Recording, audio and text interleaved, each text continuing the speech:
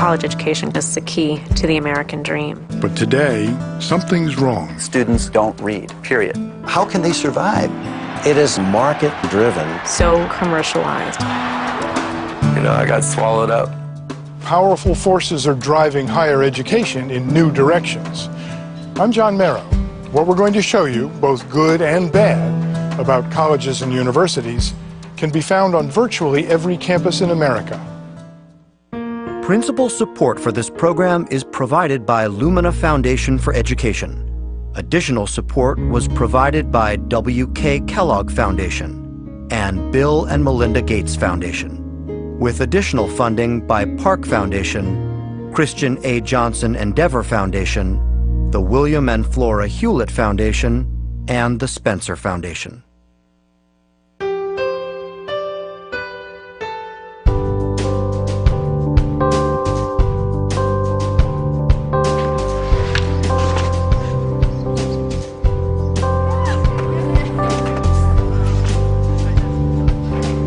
Going off to college, it's a rite of passage for millions every fall. It's really exciting because I've been looking forward to this for a long time, so I'm just glad to finally be here and moving in.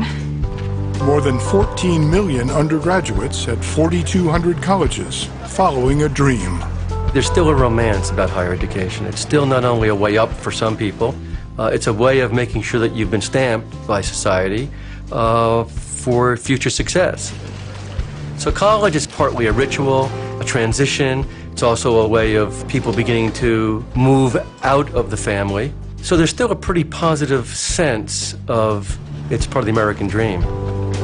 It's a growth experience. It's about building confidence, building your communication skills, learning to work with people, learning about other cultures, other backgrounds. I'm really excited, a little bit nervous since we just got here and stuff, but pretty excited about the whole college experience and everything. A very few years ago, it was possible to graduate from high school and get a job that could sustain a family and even sustain a middle-class standard of living in the United States. Those days are over. Never again will we see that time. College education is an absolute necessity for any individual to enter and stay in the American middle class.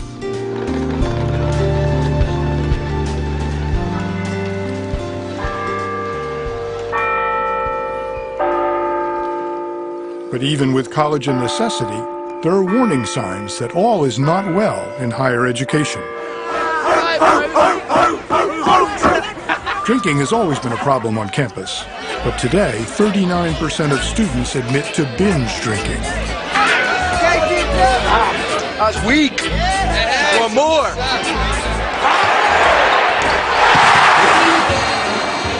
The debate over the role of sports on campus persists.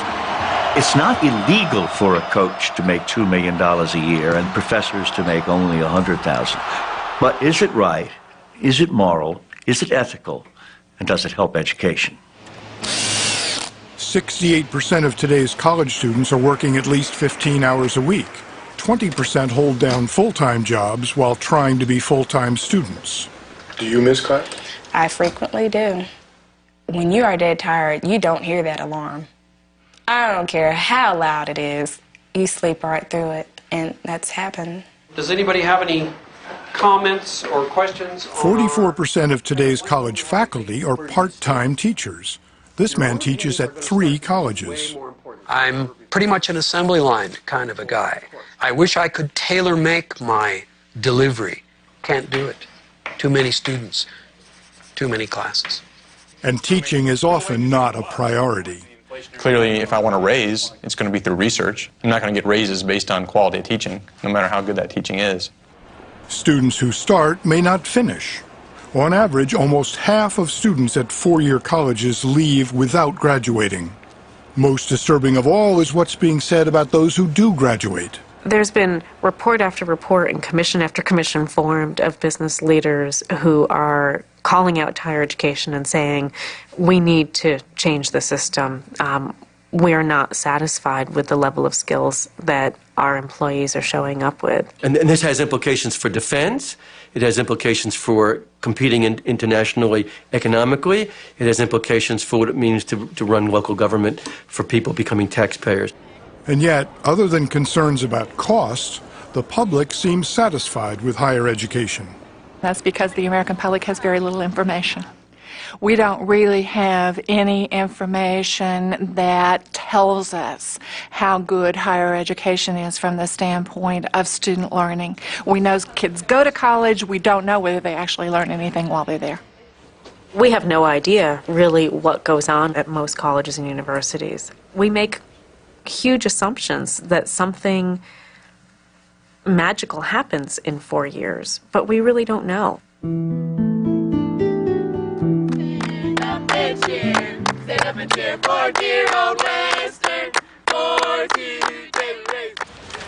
You ready for this? Oh yeah, I'm ready to move in, but I say about 2 weeks I'll be ready to come back home probably. We met freshman Matt Morris on his first day at Western Kentucky University, which enrolls more than 18,000 students, the vast majority of them from the region. It's just a bit overwhelming, I guess, just all the people, because I'm from town, about 400 people. It's a big change. It's going to be a big change. In high school, Matt spent his weekends drag racing. He admits he's not well prepared for college. I could have been a straight-A student in high school if I was AB without bringing a book home. So, I don't know. I'll study a lot, though, because I don't have very good study skills. Matt is the first in his family to go to college. His dad works at UPS. His mom is a homemaker. You have to understand that Matt never was the type to buckle down on academics. He concentrated in sports. So this is a big change for him. He's never had the study ethics or whatever you want to call it. Still, Matt has high hopes. Welcome to the class of 2008. You know, it was kind of 50-50 whether I wanted to go to college, but I think in the long run it'll be worth it, so I can get me a good job. I want to have a nice race car, a nice house. I figure if I can make $60,000, $70,000 a year by myself, I can have pretty much anything I want. What classes are you taking? Western Civ, computer-aided drafting, English, bowling, astronomy, and university experience. That's kind of about as, what's the word I'm looking for, a wide array of classes you can get, I'd say. Sounds challenging, also. It'd be pretty tough, I'd say, but I got a lot of free time, so might as well use it. Western Kentucky's mission is to serve the state and its high school graduates. I want a degree in their hands so that they're credentialed, so they can get a better job and continue to improve the quality of life for the rest of their life. The state invests $75 million a year in this university, and the payoff is a talented workforce, an improved quality of life, and an economy that's being driven by our universities. Most colleges accept at least 3/4 of those who apply. Western Kentucky accepts 93%. That has an impact on the classroom. All right, we're going to continue today with the monetary policy. The professor is Brian Strow, an award-winning teacher. Now, what if we changed it? What if the Federal Open Market Committee woke up on one day and says, you know what, this 0.1 or 10% reserve requirement, maybe that's too low. I'm here because I enjoy the classroom. I enjoy turning the little light bulb on in the students' heads, and they say, oh, economics isn't quite as boring as I thought it was. This is somewhat interesting. This is on the news all the time. Now they got an extra $100 in cash sitting around. The bank was previously fully loaned out, didn't really want to sit on extra cash. What's it probably going to do with the money now? Yeah, loans are going to increase by $100. Professor Strow teaches 3 courses with a total of 134 students. His Introduction to Macroeconomics course meets 3 times a week. I've got students in that class who I'm confident would excel at any Ivy League institution, all the way down to students that I'm surprised they let out of high school. To accommodate the range of abilities of his students, Professor Strow makes the first of a number of small compromises. His textbook is optional. But I call it optional in the sense that I'm not going to ask them questions specifically on the test. that come out of the textbook. Anyone got an economist on them? All right. Instead, he assigns 5 articles a week from a magazine, The Economist. Third article is on page 55, Education in Mediocrity. Has to do with Great Britain's educational system. I would like for students to see an issue that we talk about in class, see it in the world, just independently ask questions, bring that back into class, say, hey, what about this? Because I saw this on the news the other day. How does that fit into what we're doing? It doesn't generally happen in my class. I wish it did. When it comes to grading, Strow makes another compromise. I end up having to have a pretty big curve because the average is about a 55 out of 100. That's the average for the class. Now, I have students scoring 96, 94, but I still have people in the 40s, a large number of people in the 40s and the 50s. And so in order to retain them, I guess the 50 magically becomes a C. And there's a huge amount of grade inflation. So what does an A mean? What does a B mean? We know now, for example, that 50, 60% of grades are B or better. It used to be that 50% of the grades were C's. Now, are the students that much brighter? There's evidence that they actually are not as well prepared in high school as they were before. At elite colleges where students are well prepared, grade inflation continues to be an issue. Well, let's say a word about the exercises first. William Pritchard has been teaching English literature at Amherst College in Western Massachusetts for 47 years. I probably don't give a C now unless it's a student with a real writing problem, and there are such, or someone who hasn't done the work or done it in the most perfunctory way. Whereas a C used to be a passing grade. You know, I got a couple of C's. And, the gentleman's C. That's what it was called, yeah. Now a C is the equivalent of an F? I think a C is the equivalent of a strong statement that you've done poorly in this course, yeah. In Mexico, demand is given by prices equal to 130. Would you, as a faculty member, get pressure if you started failing a lot of students? If I started failing 50%, then yes. It's retention, retention, retention is what we focus on. And for valid reasons, a lot of our students are first-time college students, that is, the first ones in their family to ever go to college. I asked the professor about grading on a curve and so on, and he said that's because President Ransdell says retention, retention, retention. The Commonwealth of Kentucky tells President Ransdell your budget will be based on how many you enroll, retain, and graduate. Is there a danger? If he wants to get paid, he's going to retain students. It does us no good, and it does the Commonwealth of Kentucky no good for a student to enroll and leave. What lag does this one cause?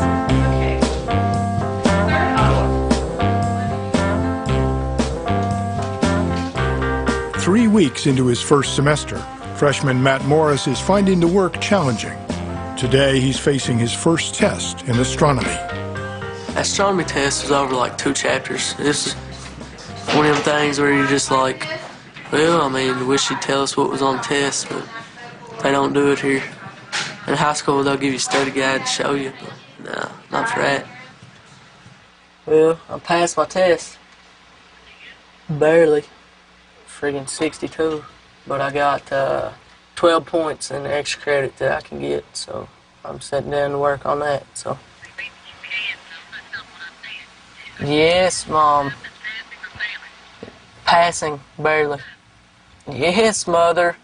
I'm doing more extra credit.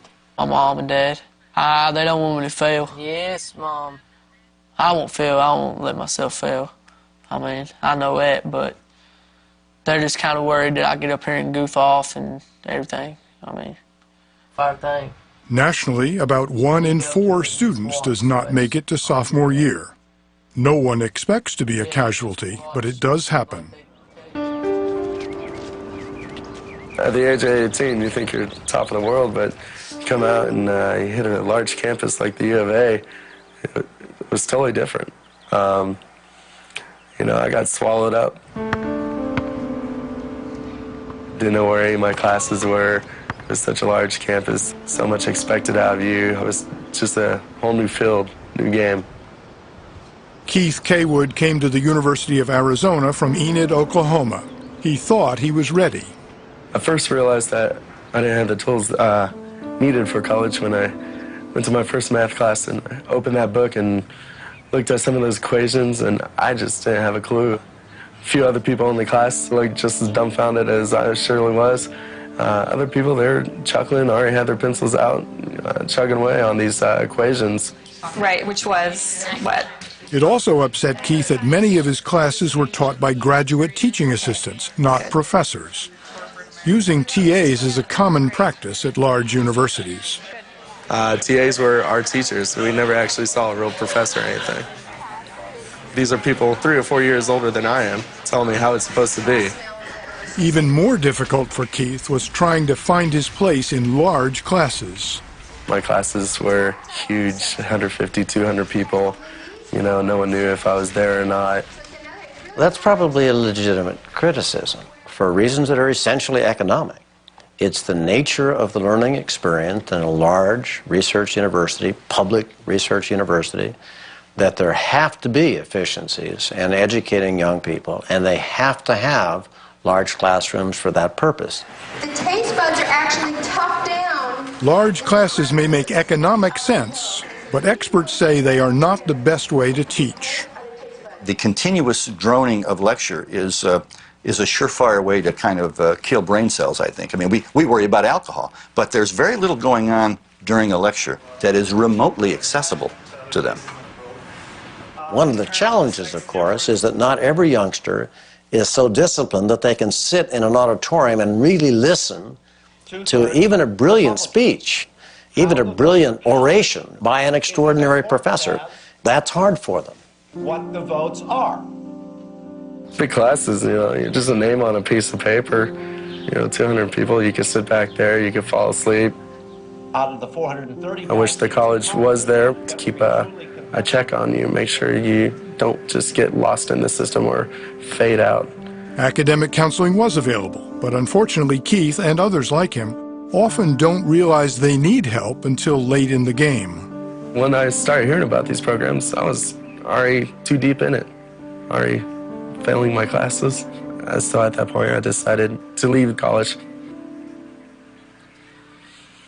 Many people drop out not because they're not intelligent enough to succeed, but because they don't have whatever the heck it takes to push themselves through this place, to take the rough hits and somehow survive. The traditional way that the American public has looked at this, and it's documented in public opinion research, is that if you go into a school, a high school, and nobody's learning anything, or practically no one's graduating, that's the school's problem. You say, get me the principal, get me the school board, get me the parents, get me the state, let's put this thing into receivership. If you walk into a college and see the same thing at a 50 or 60% completion rate, you say, what's wrong with these students anyway? We gave them the chance to go to college and they're not making it. The year Keith Cawood dropped out, Arizona lost 22% of its freshman class. Today, Keith is managing a bar near campus and often pours drinks for former classmates. I felt happy for those friends who have graduated, and but at the same time, I'm happy where I'm at. I'm not settling. I'm still moving forward in my field, and I'm acquiring the knowledge that I need. I'm just going a different route.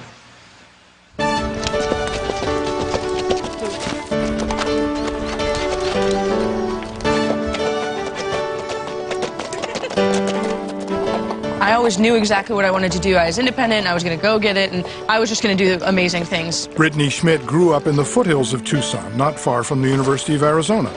She and Keith Cawood were in the same freshman class. I got to this place, and I had one class that was really, really incredible, and I really felt like I was a part of something, and it was really, really nice. But by the middle of freshman year, when her favorite class ended, some of the same obstacles that derailed Keith had her floundering. I had a lecture that had, 150 people in it. I was frustrated because I didn't have anything that really kept me wanting to come to campus. The instructors were more interested in research, and they'd come for an hour or give their lectures, even if it was a good lecture, and then, they leave and do their thing. I wasn't doing badly. The problem was, it just wasn't what I wanted to do because I wasn't being challenged, I wasn't really thinking about things. From there, Brittany's situation only got worse. Eventually, I kind of had this identity crisis. I was just like, I have no idea who I am, what I'm going to do, I don't know what I want to do, and that was really alarming. Brittany made plans to transfer, but before she could, the university's requirement that all students take a wide array of classes landed her in an introductory course in planetary science. Her teacher was Dr. Robert Brown, a team leader on NASA's Cassini mission to Saturn. Brittany didn't really express strong interest in being a scientist. She just expressed interest in wanting to push herself. That quality is rarer than you think. We want to evacuate this portion, so open this valve so we can pull that air through the system that we just put in. What actually happened was I got to spend a lot of time with Dr. Brown asking him questions, and it just really started to change the way I was thinking. One day, Dr. Brown sat me down and said, look, you're independent enough to come in and talk to me about this, to ask questions. You're obviously interested in it. And in my experience, that level of independence is something that does really well in science, and it seems like you really like it. You should really think about giving it a go. Okay. Brittany Schmidt graduated in May 2005 and is going to graduate school at UCLA to study space and planetary physics. Sometimes just a little bit of encouragement makes all the difference. But yes, I'm proud of Brittany, but I don't take much credit for that. That belongs to Brittany. That doesn't belong to me.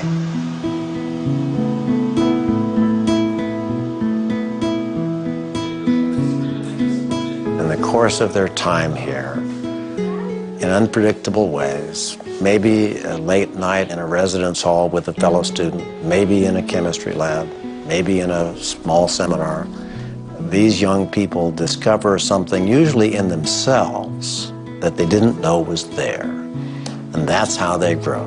What's beautiful about higher education at its best, it is magical, but not magic that can't be explained. It is something that, in fact, we can do on purpose. But because it's as rare as it is appears to be magical, but ought to be made more commonplace, because that's what we're about.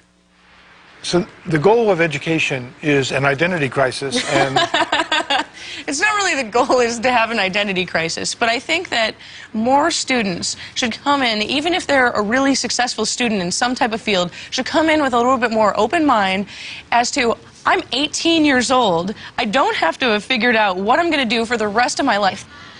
You learn much more by being out of your comfort zone. So I don't really think of it as changing, I think of it as growing. Yo. What up, son? What are you doing? When you go to college, people tell you, oh, you don't need to go to class. You know, it's the great thing about college compared to high school. High school, they take attendance. They don't take attendance here. Robin Bahala, a senior, came to the University of Arizona from Southern California. So I always had someone to tell me what to do, you know? I wasn't really an independent kid. I came out here, I'm like, okay, I'm living on my own. My parents are, 1,000 miles away, 500 miles away. I mean, other than phone calls, they can't really, watch me what I'm doing. Robin discovered that no one on campus was paying much attention either. No one's going to stop and be like, okay, this is what you need to do for the rest of the semester to get a good grade. It's not how it is. It's just like, here's what you got to do. I'm not going to watch you. Turn it in if you want. If you don't turn it in, I don't care. It's just going to affect your grade at the end. A lot of responsibility. Lots of responsibility. And I wasn't used to it because without someone constantly nagging me to do my homework, I'm not going to do it, So for a long time, I'd wait till the last minute, try and finish everything at the last minute, probably not do too well. My studying habits were just, I didn't have any. I didn't know how to study. Robin quickly figured out what he had to do to get by. Teachers always say, read this and this and this. For every class, you should have a certain amount of readings done. I never do that. Towards the end of the class, I'd start browsing the readings or looking at my notes to see what the teacher said was important from the notes, and then read those parts of the readings, and I usually do fine. I have an 8 to 10 page paper due on Monday, but I'm not really sure what it's got to be on a hardship of slavery, but I think it's got to be a narrative. I'll probably start tomorrow. Tests, I'll study the night before a couple hours. Towards the end of the class, I start browsing the readings. And lots of teachers give out study reviews and study guides for tests that make it easier, Doing fairly well without much effort, Robin had lots of time to pursue other interests. I'm so wasted already. I'm drunk! How much do you party? I'd say like 4 nights a week. Tuesday, Thursday, Friday, and Saturday. Salud to a night not worth remembering. Exactly. You party hard. I do party hard. I like to get drunk. Not blackout drunk, but I like to get drunk. It's fun. Damn, I'm hurting. You're more loose. You're able to talk to girls easier. And I like girls, so I mean... And maybe you'll meet girls during the day, but usually when you do meet, the whole purpose is, okay, yeah, we should hang out at night and go drink and do this or go do, you know?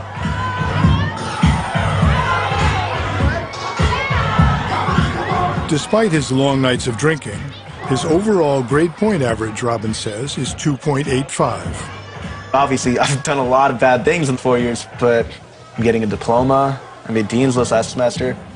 Are you beating the system? I don't know if I'm beating it. I think I'm working with it. I'm definitely manipulating it. I just received the hard copy of the paper you put in my box. I'm going to deduct 10 points for lateness, even though I used my excuse of food poisoning and and sickness. I guess it didn't work. She's really pretty lenient, but I guess she's tired of my complaints. In some sense, this is a learned set of behaviors. Students may not realize they've learned it or are learning it, but they're being rewarded for it in many ways. Not have to do a lot of work, still get a B.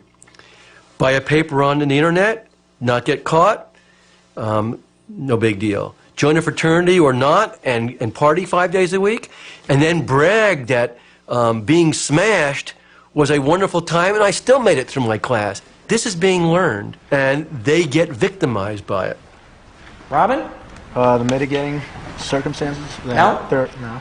No, Robin. You presented no mitigators. Let's focus away from... A sizable number of students are enrolled, stay enrolled, and graduate from college having been required to put forth relatively little effort in their studies. You know, they know how the system works. This is particularly true at larger universities where one can be anonymous, essentially. And many students go to large universities for that reason. They want to be anonymous. And so they'll pick large classes, and they tend then to hang together. And so you've got this mass of people kind of sleepwalking, if you will, through college. Ku's organization has surveyed almost 900,000 undergraduates at 1,000 colleges. He says that about 20% of students are drifting through college. A lot of people just try and coast by and don't do the readings, just try and, you know, cheat off the homework, copy their friends. I actually need to study for a test. Or a quiz tomorrow. I think I might just sit next to the smart girl and cheat, because I don't know what to read. Worked last time. Some call it sleepwalking. Former college president Richard Hirsch describes these students in a different way.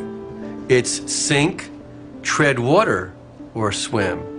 And in some sense, we've taught people how to tread water. They have functionally stayed in place and have the appearance of movement. That's the crime. Treading water is a reality everywhere. This is a class at Western Kentucky. Well, how many of you study an hour a night or less? I study an hour in general. I'll just review notes for the day and go on. A lot of my classes right now don't have homework. So in here it's just lecture, and you just review your lecture notes. Nationally, more than half of students surveyed report they study 15 hours or less a week.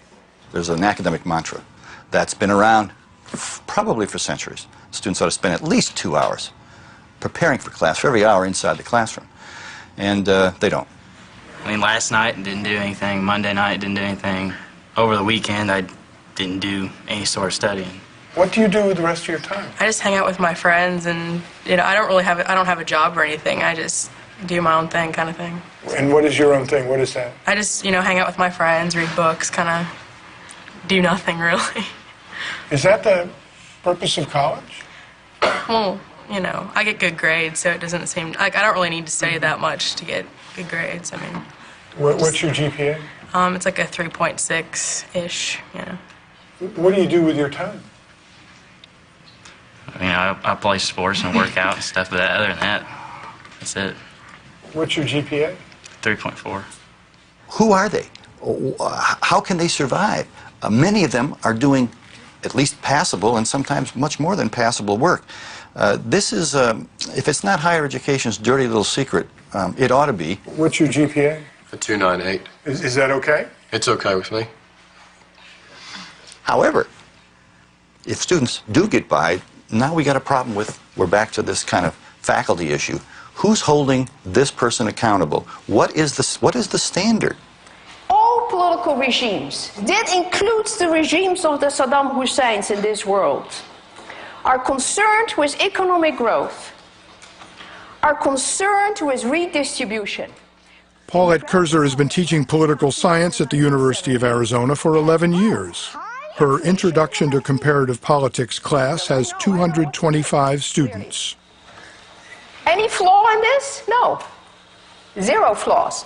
The only thing that matters here is politics with a capital P. Do you like teaching? Yeah, I like teaching. Of course, I like teaching. I like my work. Ah, you should know. You don't know? But Professor Kurzer is unhappy with her students. It's not the World Bank. That's for development countries. They know nothing. When it comes to geography, there's... Oh, no. Oh, it doesn't matter. I give them quizzes, but I don't grade them. So I ask them, how many people live in India? Now, remember, this is after they were supposed to read the chapter on India, okay? Remember. So I get back 14 million, 20 million, 30 million, 2 billion. Did you read for today? No, of course not. Did not read, but he still thinks it's unfortunate. You see, if you had read it, you would have understood that we already covered a lot of that material. Every lecture asks them if they've done the reading. 220 students, maybe 5 will say they've done the reading. They're not even embarrassed to admit they haven't done the reading. You have office hours. Do students come see you? Never. Never? Well, no. I should correct myself. I probably have seen 3 students. All 3 of them came with a piece of paper that I had to sign because they were withdrawing from the course after the official drop-ed period. So that was the first and the last time I saw them. Those are the only students I've seen. Paulette Kurzer's political science class meets 3 times a week, twice for her lectures, and once in small discussion groups led by teaching assistants. What does this mean, and why do they need the confidence of Parliament? You have no idea how hard we have to work, that is me and my 3 graduate students, in having a discussion in the discussion sections. What are some things that might not be so desirable about this system of government? It's a discussion section. There's no lecture there. And they just sit there. They sit. How many of you did the reading for this discussion class? So 2.5. Why? The class is just easy for me. I did the reading on the last, all I did last test was read. I didn't go to the lectures at all, and I got a 90 on the test, so. Yeah, sometimes you have other things to do in the week. You have other tests to study for, and you have so many other classes. Of course you have other classes, but you do have this class too. So, you know, as far as I'm concerned, this is just as important as other classes, and it really doesn't take that much time to read 2 or 3 questions. You know, the year is winding down, so. It's early April. We only have like a month left of school, like 3 weeks. Are you disappointed? You know, by now I'm just blasé. I just take it for granted that most students don't read and don't do their work.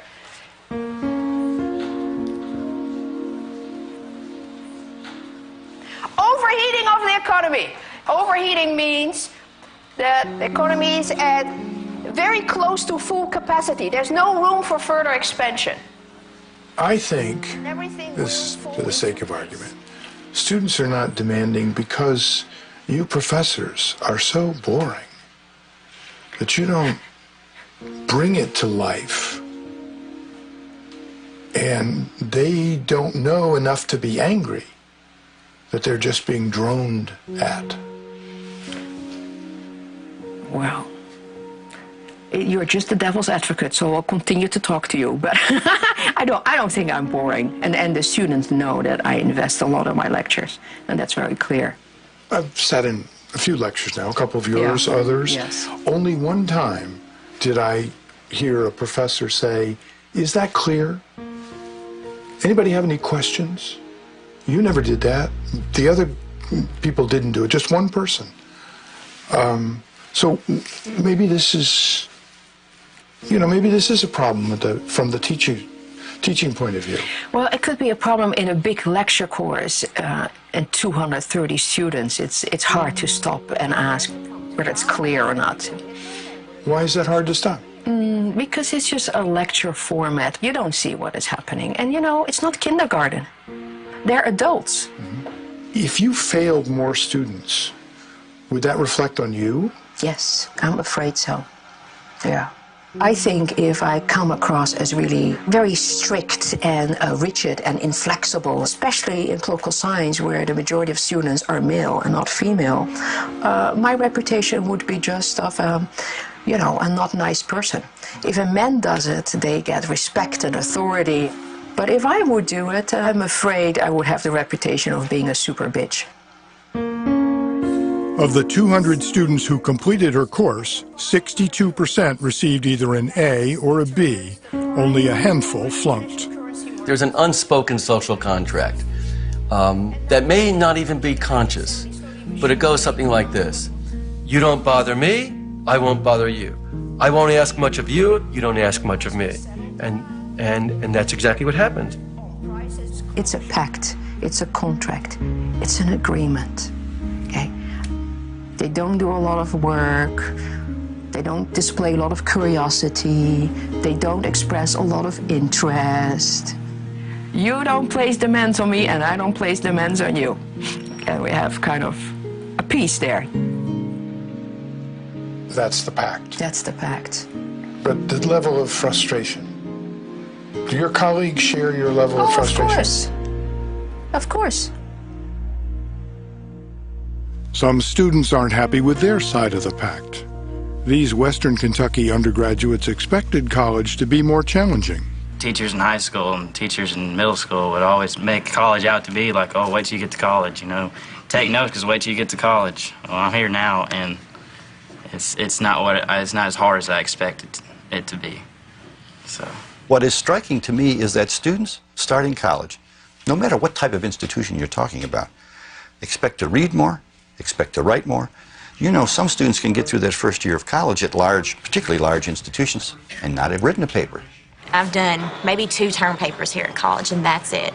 And that was a big surprise to me, because all my teachers told me that, you have to do these papers right. You have to do it like this, because when you get to college, there's going to be tons and tons of papers that you have to do, which I've only done 2. My experience has been at every grade level, whether it's high school, junior high school, grade school, or college, is that students respond to challenge. They respond to being asked to become the best they can be. If a teacher says, this is not good enough, I know you can do better, people rise to the occasion. That's really what people expect and want in some private way. But when they don't get it, they don't run and say, I'm not getting it, please give it to me. They say, this is a pretty good deal. I don't have to do much work. I can get A's, I'll get my degree, and I'll have the semblance of an education. You can't get people to be upset about something they don't know they're missing. If you think about it as far as not being challenged enough, I guess that could be kind of a problem, but I can't say I'm disappointed because I'm having such a great time being here. Would you mind if college demanded more of you? I kind of wish it did, just to give me more of a challenge in life, because I think you're going to be faced with challenges in life as you go through life. So I think it would be better to have more challenges as students now, so it can help us in the future. Without challenges, students live for the moment. There's so much out there to experience that just sitting in a library reading books all day, you're not going to be able to experience. You got to, grab life by the horns. If you want to point to a tragedy in American higher education, it's that a lot of these folks are getting through college with the same degree other students have, but they've not experienced, they've not sampled the curriculum, they've not sampled the cultural events and affairs on campus. They put very little time and energy into their own studies, and yet they are there. Any regrets about all of this? None. At my age and at my point in life right now, I'm 22, I'm in college. You know, these are the years that I'm not going to have back, and I don't want to be 40 or 50 looking back, you know, I wish I had partied then, because I can't do it now. It's really unforgiving that an institution doesn't identify these students and find some way of reaching them. These are not bad people, by the way. These are people with enormous potential and talent, and there are ways of reaching them. We just need to identify and then figure out how to get to them. Robin Bahala graduated from the University of Arizona in December 2004 and moved to Miami, where, he reports, he is working for a pharmaceutical sales firm.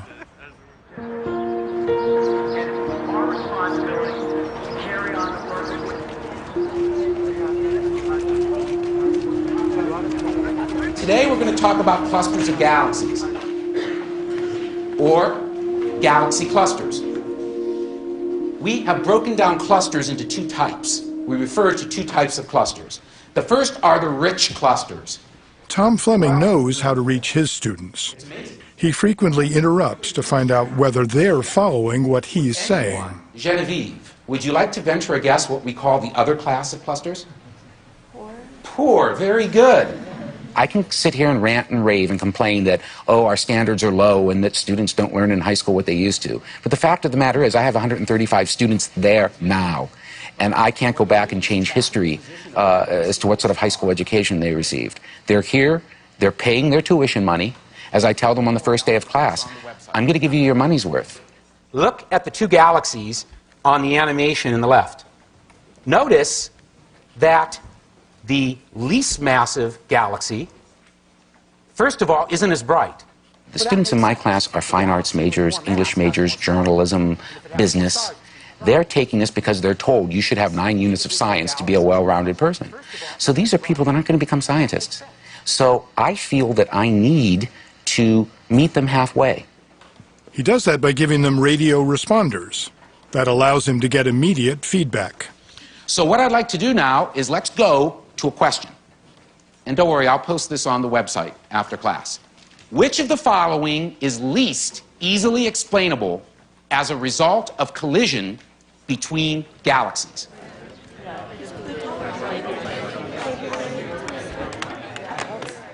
Has everyone answered? Interesting. Half of you think it's number 4. Some galaxies seem to be undergoing bursts of star formation, but not everyone agrees. So here's what I want you to do. Start talking about it. If you think you know the right answer, convince your classmate that you've got the right answer. So if two galaxies smash into each other, that's something pretty big. What's number 3? Number 3? The goal in my class is for them to learn how to solve problems. You know, there's some people saying, oh, well, you're just, you know, putting a happy face on the class, making it a circus or something that's fun. Well, you know, I do subscribe to the Mary Poppins principle. A spoonful of sugar does help the medicine go down. But don't for a minute think that I have lowered the standards of my class or that I am not getting the students to think critically. Are we ready to try again? Let's see how many people changed their mind. And this time, the correct answer will be highlighted in red. I changed mine at the last second. That's sweet. At least more of you got to the right answer. Let me just give you a brief explanation. Here's a person who has figured out how to marshal not only the technological resources, but the teaching resources to transform a sleepy, potentially sleepy, disengaged, uninterested group of students into an active, almost an active seminar that you wouldn't think could occur with more than 15 or 20. Here's another 2 galaxies that collided millions of years ago. And you can see that this looks a lot like our models. There's those little tails. What is so encouraging is it's not like Oz. It's not done behind the curtain. It's not done with smoke and mirrors. you can see what he's doing, and you look at it and you say, I could do that. In fact, Tom Fleming learned to do that. When he began teaching in 1996, his classes looked very different. I just lectured, and they sat passively by and took notes, and then I gave them exams. And I assigned homework, and I'd have office hours where they could come in and ask questions about the homework. Were you trained as a teacher? No, not at all. Not at all. I was trained as a research scientist. All of my colleagues in the astronomy department are trained that way. Tom Fleming learned how to teach here. He got a week of teacher training and a free laptop computer. All right, so did you get a chance to talk with each other about this particular scenario? So what did you come up with? It gave me a chance to meet instructors from the Fine Arts College, from humanities, from social science, and when I started to learn about some of the techniques they used and how I could use my laptop to implement some of those, I decided to experiment with it. And of course, I'm a scientist and I'm a guy. I like toys. I like to play with technology. And so for me, it was fun to try new gadgets in class. And I found that I was getting a greater response from the students. 2/3 of Fleming students report they study at least 2 hours a night. What's some of your observations and what do you all think? According to the university, nearly 35% of the faculty have come to the teaching center this year, either for advice or training, but participation is voluntary. I have faculty call or privately share with me, it's tough, and I would really like to do or come to your workshop, but I don't have time, I can't, and I'm in the middle of a research project I've got to do. And some faculty have even shared with me, they'll say, now you know, Kathleen, that's not where the rewards are. Even though the University of Arizona paid for Tom Fleming's training and now pays him to teach other professors his techniques, he is not being considered for the ultimate reward, a lifetime job. In higher education, that's called tenure. Are you on the tenure track? No, I'm not. I am specifically paid to do this job by my department. Would you like to be on a tenure track?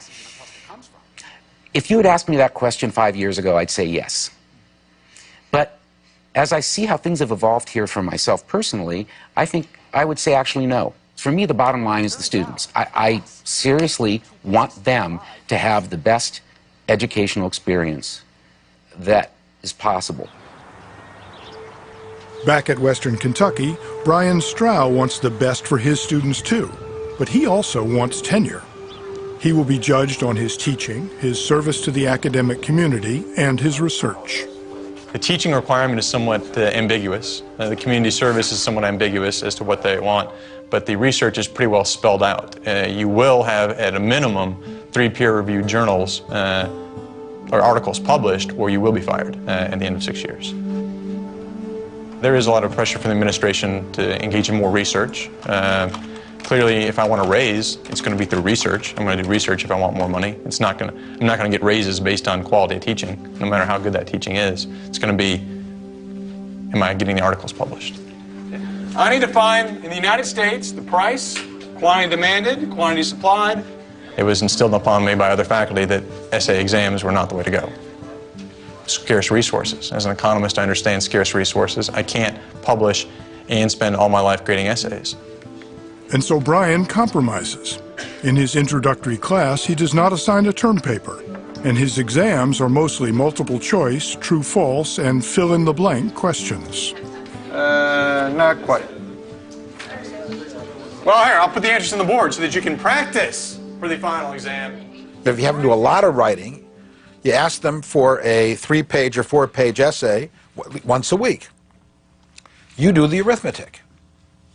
Well, are you going to be able to set the bar as high as you'd like to if you're getting 200 papers a week to grade? And so what ends up happening is you end up asking less from your students, and they in turn expect less in the way of feedback, correction, help with style, etc. So those all 6 parts at the answer, I would want to know that for the final exam next Thursday. We need to elevate the status of teaching. We need to recognize that one of the most important things that our colleges and universities do is to teach students and to ensure that faculty are rewarded for being good teachers instead of being driven to publish, publish, publish, or not get tenure, because the result is that faculty don't feel like they have the time or the privilege of spending time on teaching. You have 30 seconds. Give me 3 specific ways the Federal Reserve can lower the money supply. In January 2006, Brian Strow will find out if he has earned tenure. What do you think your chances are? I think my chances are really good as long as I have my minimum 3 publications. And they are 0 if I do not get my publications in.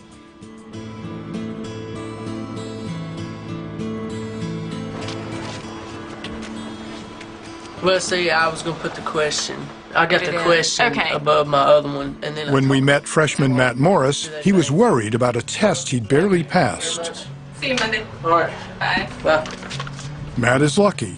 He's part of a living learning community at Western Kentucky. Freshmen live together, take many of the same classes, and study together. Like when you actually have a test, like there's 10, 15 other people that have the same test, same class. So you can go study with them. That's what I like about it. I study with a buddy.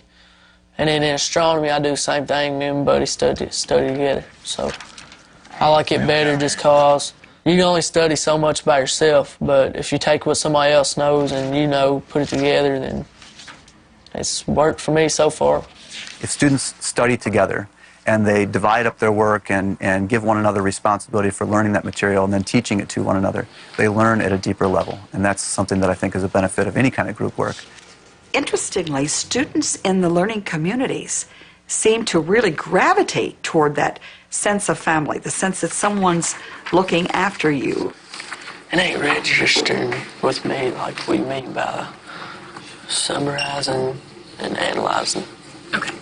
What you're doing right now is telling me what the essay says, instead of just telling me what the contents of the essay are. I didn't understand. Does that make sense? Yeah, it makes more sense now.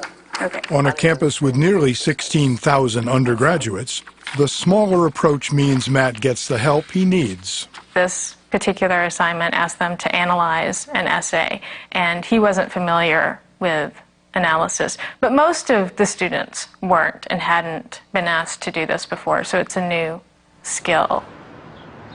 Learning communities don't cost more, but they require more work and cooperation on the part of professors. So you take personally every student's success, you tell them that on the way in, you make it very plain to them what it takes to succeed here. You expose them in the early weeks and months of college to the best teaching, and you hold them accountable by giving them assignments, giving them feedback, creating some habits of the mind and the heart that will stand them well, not just through college, but through life. Matt finished the semester with a B average and now feels he belongs in college. Going home and going racing. Western Kentucky will open 2 more living learning communities in the fall, but still, only a few hundred freshmen will benefit out of a class of almost 5,000. Many colleges and universities are experimenting with learning communities, but they're still fringe activities.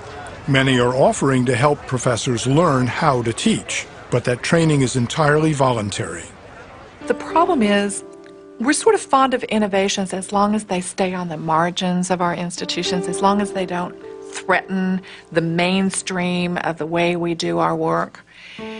And if we are going to really capitalize on what we've been learning about how students learn best and how we can help them to succeed, we're going to have to threaten the status quo in the mainstream of our work.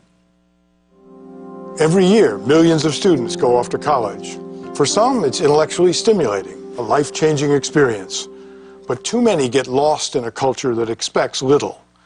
How we got to where we are today is a story of doors of opportunity opening and closing. It's a story about money. In Bowling Green, Kentucky, the day is winding down.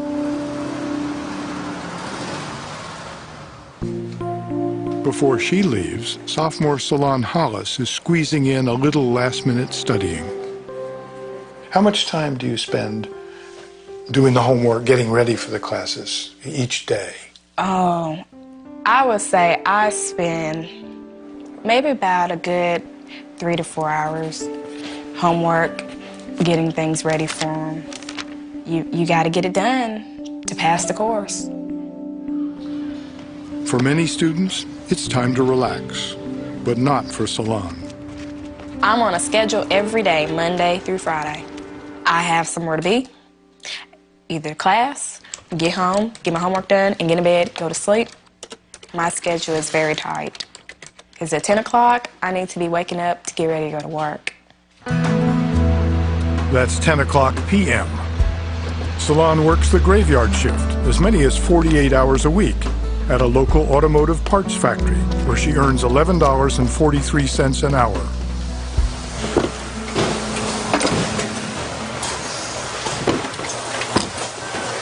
What I'm doing is putting it in a bracket on the air filter.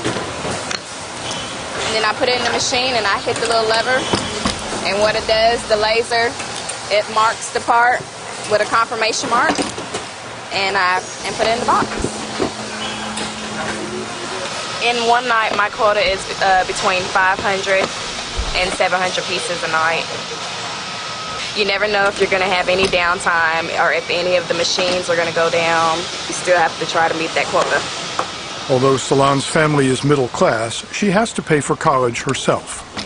My parents, they have always told me, because they've had financial problems of their own, so they've always told me since I was in high school that I needed to work and save my money for school, and that they would try to help me out. But when I got to school, it didn't happen.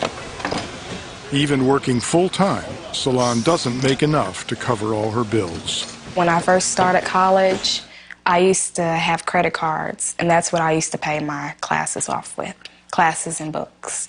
And I thought that I was going to be able to get those credit cards paid off, but it just got bigger and bigger, and the next thing you know, that card was maxed out and I got another one in the mail.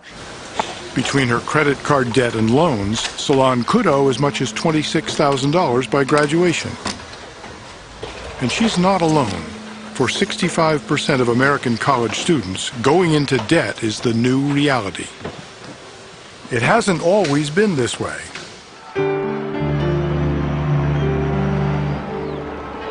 "60 years ago, public support was stronger. The government became a partner in higher education when President Franklin Delano Roosevelt signed the GI Bill into law. The GI Bill was invented in post-World War II America as a way of dealing with large numbers of returning GIs and basically keeping them off the unemployment rolls, to get them off the streets and off of unemployment, and therefore back into college was one way to do that. There never was such a mass movement towards higher education. America weathered the crisis. Approximately 2 million veterans went to college, transforming not only their own lives and college campuses, but also changing public attitudes about higher education. Ordinary Americans learned that a college education wasn't just for the elite. It was within everyone's reach. Higher education became the highway to the middle class, built largely with federal and state funds. In 1972, the federal government opened the door to prosperity to the poor. It gave low-income students grants which did not have to be paid back, now called Pell Grants. The federal Pell Grant program had about $3 or $4 billion in it, and it covered over 95% of the average tuition at a four-year public college or university. Millions joined the middle class. Government helped those who couldn't afford tuition, and America prospered. The founding of our colleges and universities and a lot of the support that has come to them over the years is predicated on the idea that education is good for our citizens and that it helps people to have a better life. America had agreed to what amounted to a social contract, had agreed to help pay for everyone's college education, not just their own families. To keep tuition low, state legislatures supported their public colleges. The special role of the federal government was to provide scholarship help for the poor. All that began to change when research indicated that having a college degree added $1 million to your lifetime earnings. In the last 25 or 30 years, since essentially the Reagan administration, since that 80s, we've decided that it's a private good that because you benefit from going to college economically, your salaries go up. And so we've said, well, let the individual pay for it then, instead of recognizing that higher education also has major social benefits. Gradually, the social contract, the commitment to open higher education to all, began to fall apart. Government funding moved away from grants to low-interest loans. A Pell Grant, which once paid 95% of a student's tuition at a four-year public college, pays only about half the tuition today. To try to stay on top of her tuition payments and to apply for loans and grants, Solon Hollis meets with a financial counselor at Western Kentucky University. So you're still working full-time? Yes, Are you working 40 hours or more a week? I'm working more than 40 hours a week. The average debt of a student that graduates from the university 4 years ago averaged out just a little over $10,000, whereas this most recent year, 4 years later, it was as much as $20,000. So there seems to be a sense of panic a lot of times with students and with parents, especially when the bills go out and they realize they're not going to be able to meet the rising costs. And you have the dilemma of if they work and earn some money, they may not qualify as much for financial aid in terms of federal financial aid qualifications. Yet if they don't work and qualify for the financial aid, that's not quite enough. That might pay for their education, but it doesn't allow them to have any kind of quality of life. Quality of life ends up taking a back seat to work. Today, 68% of all undergraduates work at least 15 hours a week. 20% are in Solon's shoes. So you have a full-time job as a student, a full-time job at a factory. When do you sleep? I'll sleep 2 hours here, go to class, come back, sleep 2 hours, do homework, sleep 2 hours. I sleep in and out all day like that. I never get to lay down for a good full 6, 7 hours like most people do. Do you miss class? Oh, yeah. I frequently do. When you are dead tired, you don't hear that alarm. I don't care how loud it is. You sleep right through it, and that's happened. There are limitations on the human experience and the brain. I mean, how much can you do with so little sleep? And we know that the downside of work is when students work off campus, they are less likely to persist for a variety of reasons. Are you missing out on some part of the college experience? I think I am. They have so many things going on campus. They have guest speakers, they have events, you know, basketball games, football games. I can't go to any of them, you know? And I feel like that's a big chunk that's missing. You know, I would like to join a sorority, but I don't have the time. I gotta work to get my tuition paid off. Solon will have to keep up this schedule for 3 more years to make it to graduation.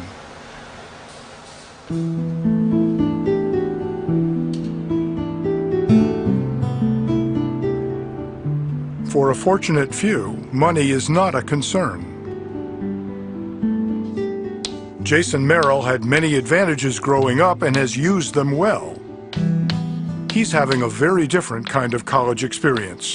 He's studying physics.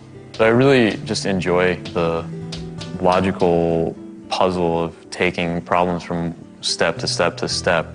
And then when you finally arrive at the answer, you really feel a sense of accomplishment. A straight A student who scored in the 98th percentile on the SAT, Jason was offered a full scholarship to a top public university in his state, but he turned it down to attend a private college, Amherst, in western Massachusetts, where his education costs $40,000 a year. When you think about the money that you put into an Amherst College degree over 4 years, it's a staggering economic investment. Not many people get the opportunity to have this type of education and this type of environment.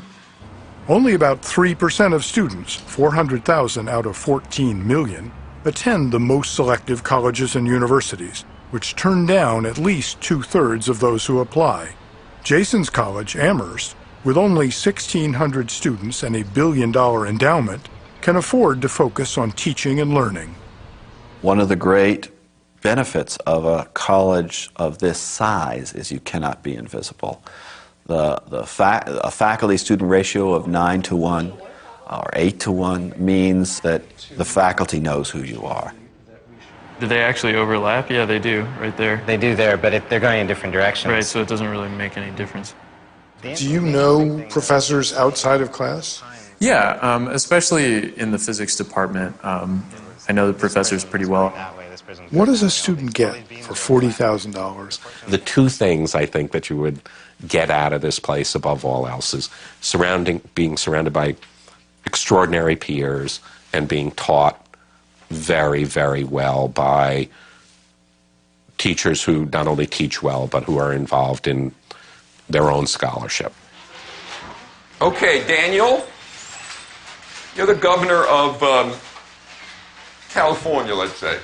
One of the things that is a privilege for me is the opportunity to teach an environment in which I can get to know the students, and the students know that I'm committed to them. I still think there should be more like facts and evidence to support it. You want more evidence? Yeah. My challenge in the classroom is to get my students to think and to think hard. Kevin, does that strike you as a plausible argument? What they know is less important than their capacity to think, to envision, to see beyond the horizon of what their views now are. Professors are well qualified and well paid. The average full professor earns $113,000 for teaching 4 classes a year. More well-adjusted children. Jason Merrill is majoring in physics, but the liberal arts curriculum encourages him to explore new subjects like music and drawing. That's what a college education is about. It's about just expanding your horizons as much as possible while you have the chance. Amherst could fill the college with students like Jason, qualified applicants whose families can afford to pay $40,000 a year, but it chooses not to. Amherst College looks for students who come from privilege and from lack of privilege, because we believe that is part of our responsibility as an educational institution with the quality and the resources that we have. When Jason enrolled at Amherst, he picked one of the few colleges with the money and the commitment to uphold the social contract. Last year, Amherst gave out $21 million in financial aid, helping half of its students. The average amount of financial aid was $28,000. One of the recipients, T. Patterson from New York City.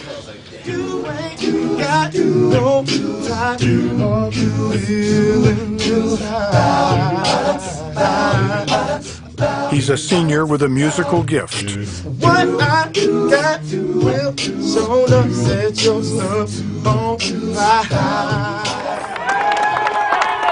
And athletic talent. In the last game of his college career, he helped Amherst beat arch rival Williams. That's the way to go out right there. Everything we thought how to do it, got it done. There it is. It's been a great 4 years. That's what I'm talking about. Couldn't land any better. His major is law, jurisprudence, and social thought. It's been challenging as far as stretching me out to think about things in different fashions and kind of dig deeper to come to new understandings that I maybe didn't have before. His college years would have been far different if he'd had to depend on his federal Pell Grant. That free money, intended to help low-income students, averages $2,500 a year. Amherst costs 16 times that. The college makes up the difference for T and for the 16% of Amherst students who receive Pell Grants. Your home's in Harlem. Are there other bright young men and women like you back there who didn't get the chance that you've had? Yeah, there's plenty. It's full. There's a ridiculous amount of young men and women who aren't getting the same opportunities. I could definitely see where the country would be at risk to just ignore that talent, that brilliance. For those who get the opportunity, success is almost guaranteed. 99% of students graduate from Amherst in 4 years. T. Patterson graduated in June 2005. owing just a few $1,000s for his college education. A few wealthy colleges are following Amherst's lead and keeping the social contract alive, but only a few. I think the entire educational system of this country needs to be making a stronger case than we have made for why we, as a society, the government, private funders need to be investing in education in a way that we are not at this point, or all the things that we hold dear are going to slip away.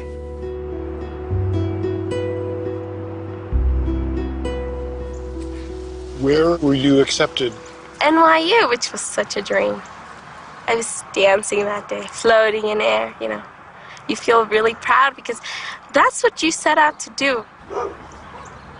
It was my goal since I was 15. Adriana Villalba saw New York University, a selective, highly regarded private institution, as her chance at a top-flight education.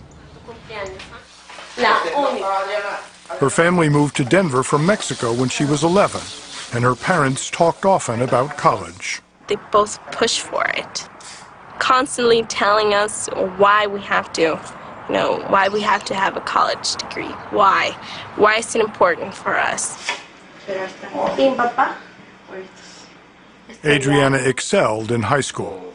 By the time I was done freshman year English, I was way above, anyone's expectations.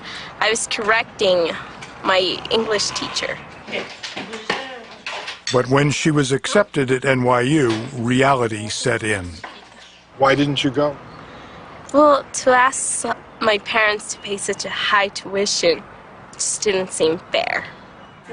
Adriana's parents make enough money to raise her and her 3 sisters, but not enough to pay $40,000 a year for 4 years.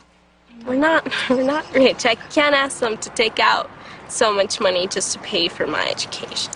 You hear all these counselors tell you all the time, there's so much money out there, you have to go and apply for these things. And they did offer me some money for, a scholarship, and it really wasn't what I was expecting. Priced out of the top tier, Adriana enrolled at her local 2-year community college, where tuition is only $2,500 a year. Nearly half of all undergraduates go to community colleges. So here are the prisoners, kept underground for their entire lives. I wonder, do you ever sort of wake up in the middle of the night feeling sad that, NYU is one of the best universities in the United It's States. an awesome school. And here you are at Community College of Denver. Are you ever sad about that? I do look back at it and just think, man, I worked really hard for that. And that just kind of, left my hand really, really fast. But, I just figured I'm just going to take this as just an experience and try to make the best out of it. When he goes outside and sees them, does he know that these are the illusions that they have on the wall? It starts to dawn the minute he sees the copy. Who knows, maybe NYU will look back. Maybe they'll say, oh yeah, that's that one girl. Let's get her back. But this time pay for it. Or at least help her out. For Adriana, community college offered the best opportunity to save money. Many of her classmates have no other choice. If you're low income and you go to college, you're more likely to be at a community college or maybe a regional state college, but most likely at a community college. So we didn't invent the American higher education system. Have some kinds of colleges for people based on their money. It's supposed to be based on their talent, but it's more and more turning into that kind of a system. What is it? A Bronco football. It's a Bronco football? Yeah. I love it. When she was 14, Deborah Stake dropped out of high school and had a baby. I always wanted to go back to school, and I dreamed of having a degree, but it just wasn't in the books for me right then at that time. I had to work. I had to provide for my boys and make sure that that was taken care of, and I didn't have the option. All right, take your shoes off. We can get your jammies on now. For 10 years, Deborah, now 29 years old, with 4 sons, has been working in daycare to support her family. She makes $10 an hour. I'm ready to go out. I'm ready to go out. In this field, it's a decent wage. It's not anything to brag about, which is why I'm going to school. There you go, honey. You all done? I have all the experience and the knowledge and the background, but without the degree, I don't get the higher pay rate. Last fall, she started college, but it's a struggle. Working part-time, she makes only $250 a week. Even with a Pell Grant, a rent subsidy, and a loan, she has barely enough money to afford community college. Community colleges provide America's open door to higher education opportunity. They are open admissions places where anyone who is willing to work can find a way towards their educational goals. Deborah wants a degree in early childhood education and is taking courses in remedial math, sociology, and English. But in general, what you want to do with a conclusion is a rhetorical sense that it's over. College really wasn't a part of my growing up. I mean, I know that my mom probably thought that it was important and she sent us to school every day, but it really wasn't emphasized. It really wasn't, we never really saw how important it was growing up. You can accomplish it how? Saying in conclusion and then writing the letter. That's a way to do it. In conclusion of work, a little awkward. My English stuff is a little bit challenging. I want to be the best in that class, so that's what makes it more challenging. Is my goal is I want to be the best. I want to be the best. If Deborah Stake makes it to graduation, she'll be beating the odds. 2 out of every 3 community college students leave without a degree. Community colleges do have lower persistence rates and lower graduation rates than four-year colleges and universities. In significant part, that's because they are serving more students who bring more challenges to college with them. Oh, big girl. Students who are working 1 or more jobs, 20 or more hours a week, students who have children and the like. Probably about once a week I feel like giving up, and I'm stressed out and I'm tired and I have no energy. And so yeah, there's been a few times I've threw a pencil across the room and just said, I give up, I'm done, I don't want to do this anymore. I want security for my kids, so that keeps me going. I know.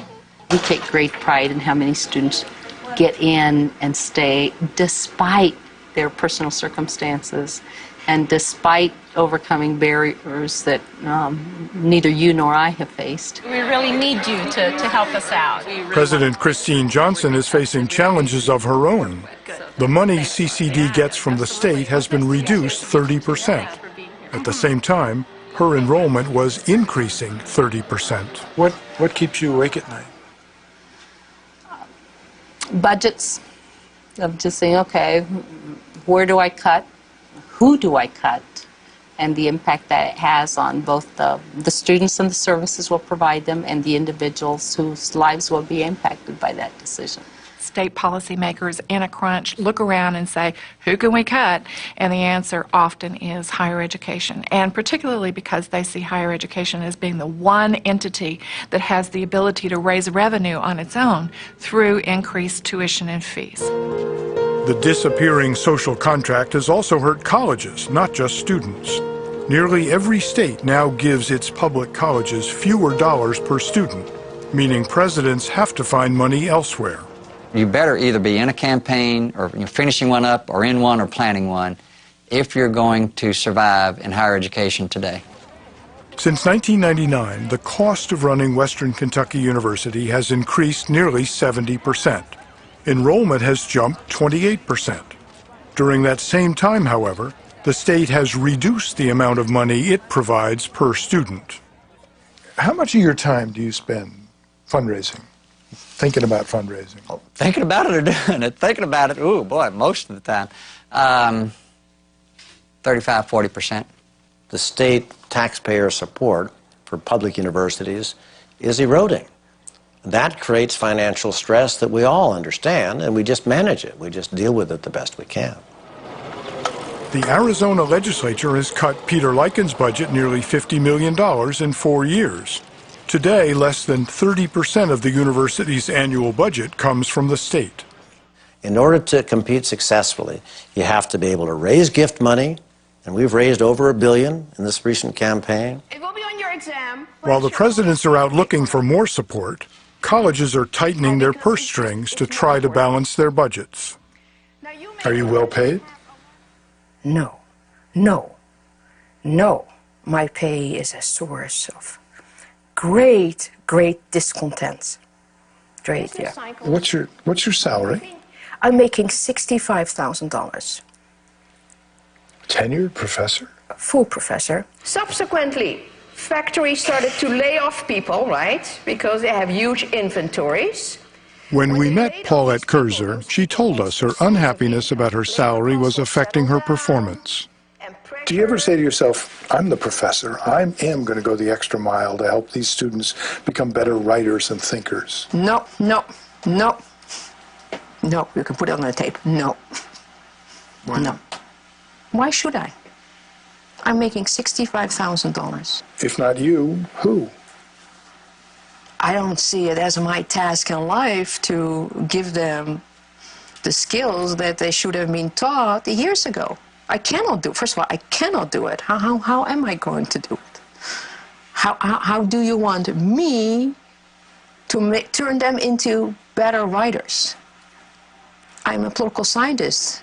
I'm not a writing composition expert. But why should I? Today I make somewhere around $29,000, $30,000 a year, which is about the same amount I was making 20 years ago as a full-time college professor. All set. Colleges and universities also try to balance their budgets by hiring part-time teachers. Bob Gibson is helping balance 3 budgets. Hi, everybody.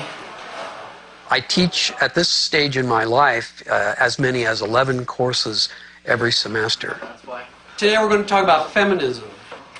Gibson teaches philosophy. This semester he has 280 students in 9 classes at 3 colleges in the Denver metropolitan area. That was unimaginable to me when I began my career, when a normal load was 4 courses. This is not really the goal of a theory that is a feminist theory. Many of Gibson's classes are at Community College of Denver, where part-timers do most of the teaching. It's a way of both managing costs and discontinuing programs that are, say, low enrollment programs. If we offer something and there isn't much demand and it was a part-time person, then we just say, we don't need you this next semester. In order to build an ethical theory, you have to have goals and objectives. But I don't like that. I don't like that we have 2/3 of our faculty who are part-time. I'm going to spend most of today with concerning feminist approach to ethics.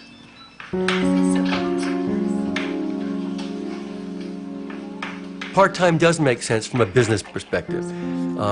You use it when you need it, you discard it when you don't. But education is not business in that sense, and you can't measure it in the same efficiencies that you can measure producing a product. Colleges may save money, but students pay the price. I've just completed my 3rd class of the day. I started at 8:30 with the Community College of Denver intro course. The time that one might spend in quiet solitude or talking with students in an advising capacity just isn't there. They don't expect students to do as much of the activities as full-time faculty do that would contribute to deep learning. In other words, they don't necessarily ask students in assignments to draw from diverse perspectives, from different points of view, from different courses.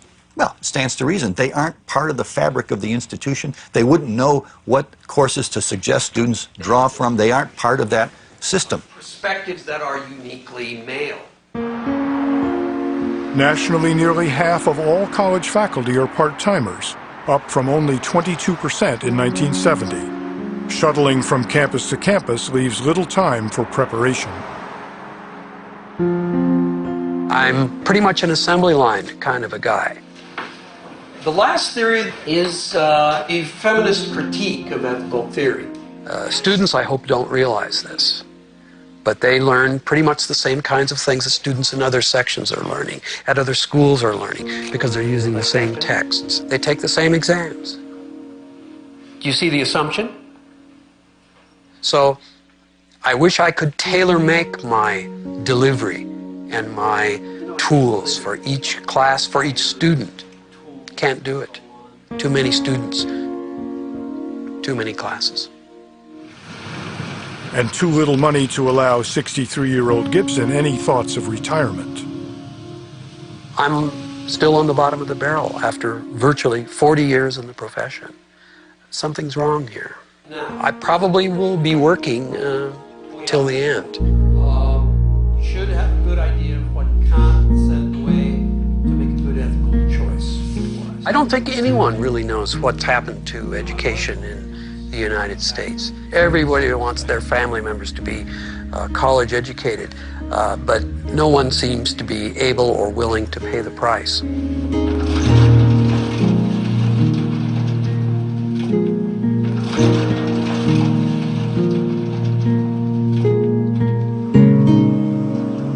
At Western Kentucky, 42% of the faculty are part-timers, but that's not nearly enough to balance the budget.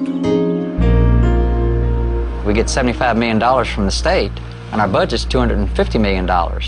So that puts it in context right there. We've got to generate revenue from other sources in order to achieve the quality, that national prominence we talked about. That doesn't come cheaply. More than ever, a major source of money is tuition. It's gone up on college campuses everywhere. 62% at Western Kentucky in 4 years. The price of higher education has gone up faster in the last 20 years than anything else in the economy except health care. Okay? So we measure it in each state in relation to family income in that state. And in almost every state, it's harder to go to college now than it was a decade ago. That is, it takes a larger share of your income to go to college. And that keeps some high school students from going. 400,000 in just 1 year, 2002, according to a government report. We're moving toward a system where the only people who will have access to a college education are those who can pay for it. Hey Tyler, my name is Blake and I'm a student here at Western Kentucky University. Colleges are reaching out, looking for those who can pay for it or are willing to borrow. Ken.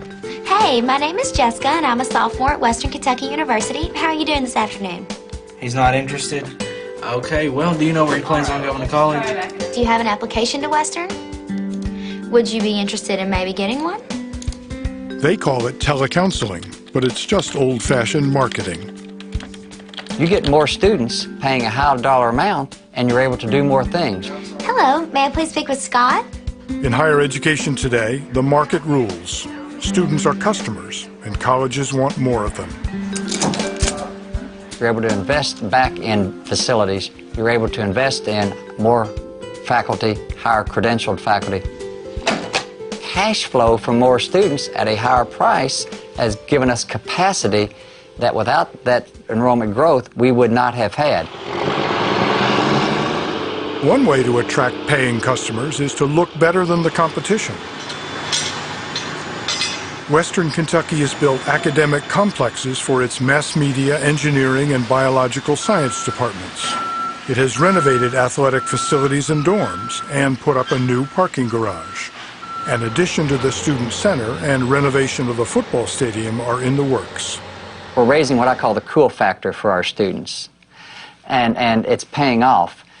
Rebuilding the physical place ensures institutional self-esteem, pride among your constituents, whom you're asking for money, the ability to recruit students.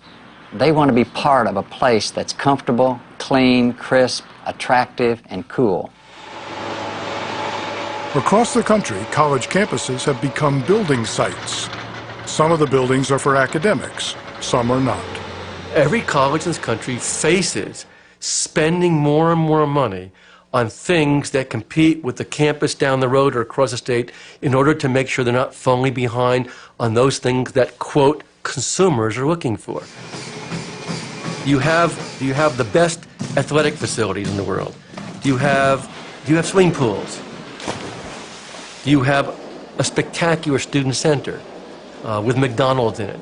Do you have residence halls that are at least the equivalent of the top-rated hotels? It's become an arms race. So you have to have what everybody else has. And what everybody else has may or may have anything to do with whether it's good for education. You can look at decisions made on campuses to build new gymnasiums and understand why college leaders are making the choices they're making. The pressures are very real, and the pressures are coming from students, from parents, from alumni, from trustees, from state lawmakers. And so all of the decisions on an individual basis make perfect sense. The University of Arizona is keeping up. To try to help freshmen succeed, it spent millions creating this high-tech academic center where freshmen have access to computers 24 hours a day and can get tutoring and counseling. The university also built new dorms and a student union with a food court to rival any suburban mall. This is the reality. And when you are a university president, you deal with reality. We have to make choices. There is a limited pool of money that is available to fund the work of higher education, and that pool seems to be shrinking over time. And so the reality is that you can either build a new state-of-the-art fitness center on a college campus, or you can build a new state-of-the-art chemistry lab. You may not be able to do both of those. I sort of think of it in ways like you walk into a shiny new supermarket and it's got all the wheels and gadgets of a wonderful place, but the meat is spoiled and the milk is sour. You've got to attend to the fundamentals. Elite colleges are building just like everyone else. At Amherst, a new geology building is under construction. In the last 5 years, Amherst has rebuilt or renovated 8 dormitories. This multi-million-dollar sports center opened in 1999. Well, I can tell you that it's on the tour, that, you know, when people come to campus to see the campus, this is one of the things that they see. It's part of the culture now. And so everyone is looking for a place where they can go and be comfortable and work out. And so I think that that is a tool for recruiting here. It's an arms race, though. It's an arms race, sure it is. And we're going to compete in that arms race, and we're going to win in that arms race. Another way colleges attract tuition-paying students is by building up their academic reputations in the pages of popular guides like this one. We help people get the information they need to make smart choices. You know, knowledge is power. Millions use these publications to help them choose the right college. We say, using our criteria, here are the schools that did the best, the second best, the third best, all the way down. And I think that's very legitimate. I think it's helpful to people. Schools are ranked on SAT scores, alumni giving, student-teacher ratios, and graduation rates, among other factors. Do you think those rankings measure the quality of a college? I think academically, absolutely. But there's no measure of student learning. It's true. Nobody really has come up with a successful measure of what students are actually learning in the classroom. I mean, it's sort of the holy grail of higher education and accountability. There's no evidence out there at the moment, objectively speaking, that measures students in terms of what they've learned.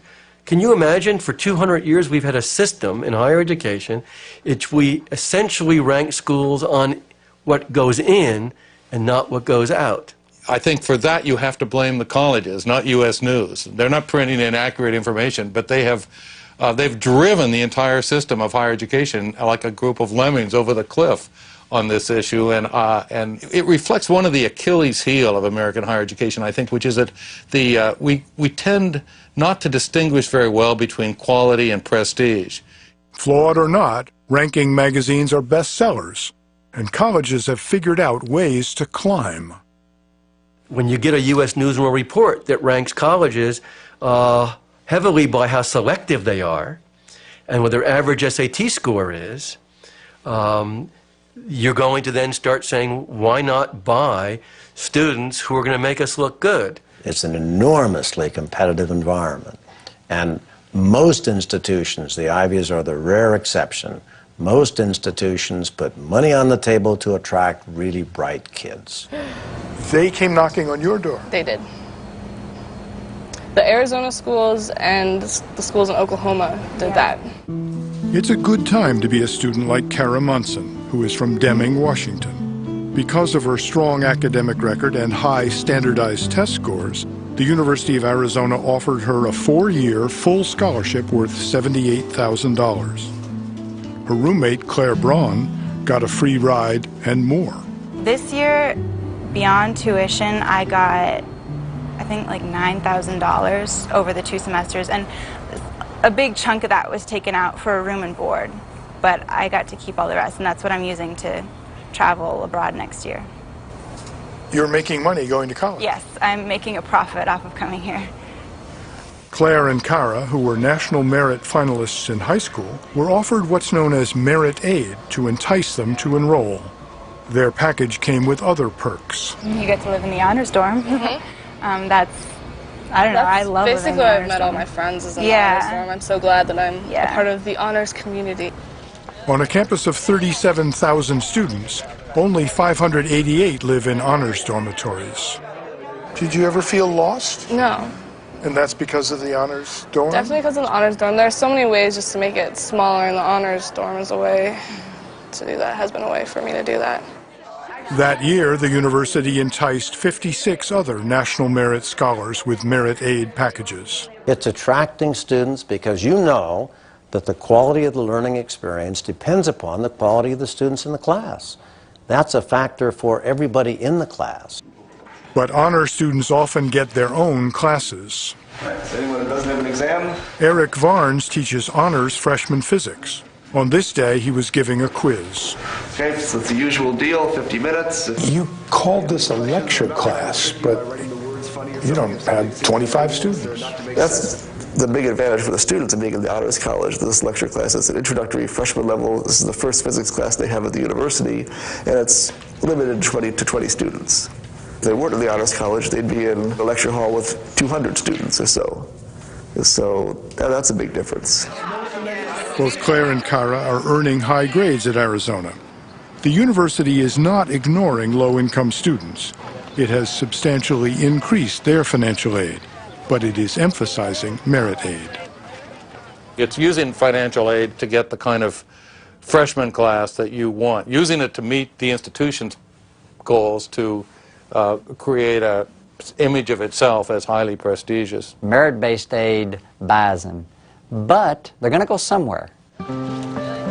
Western Kentucky sent recruiting letters to all National Merit Scholars in the state last year and gave scholarships to the 10 who agreed to enroll. We want to recruit the valedictorians because other students follow. That's where we've kind of focused our attention. And so far, things are working pretty well. We've grown by 4,000 students since 1998. Nationally, merit aid has nearly quadrupled over the last 10 years. Today, some $8.8 billion is handed out to high-achieving students because colleges want them. The price that you can expect them to pay for tuition is lower because they're in demand. It is not, to my way of thinking, a violation of any fundamental principles. It certainly is consistent with all the principles of economics. They're in demand. With our financial aid today, we're helping the people God already helped. And we are leaving behind people who truly cannot afford to participate in the system. One could call it enrollment management, to use the jargon, or one could call it incentives, to use the neutral word, or one could call it a bribe. It's not a bribe. It is indicative of the fact that America in 2005 is more market-driven in every manifestation than it was 30 or 40 years ago.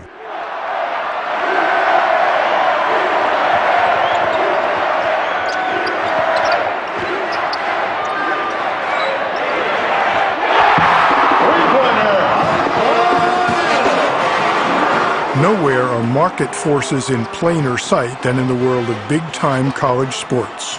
Sold-out arenas, lucrative TV contracts, corporate sponsorships, and prestige money can't buy are all part of the game. When you have a good sports team, people know your name's out there. There's so many schools in this nation that get no recognition because they don't have good sports teams. I mean, you never even heard of half of them. To score big, you need to sign the best student athletes. That's a whole other competition.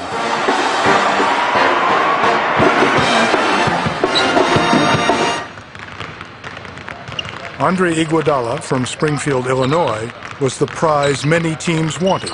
I always knew I was good at basketball since I was 5 or 6 years old. How many colleges wanted you to come play basketball for them? It was probably about 40 to 50 letters a day from different colleges.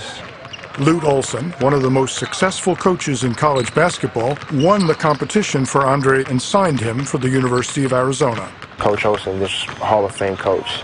I guess we all think that if we put in the hard work and listen to Coach Olson, then maybe our dream will be fulfilled in playing professional basketball somewhere.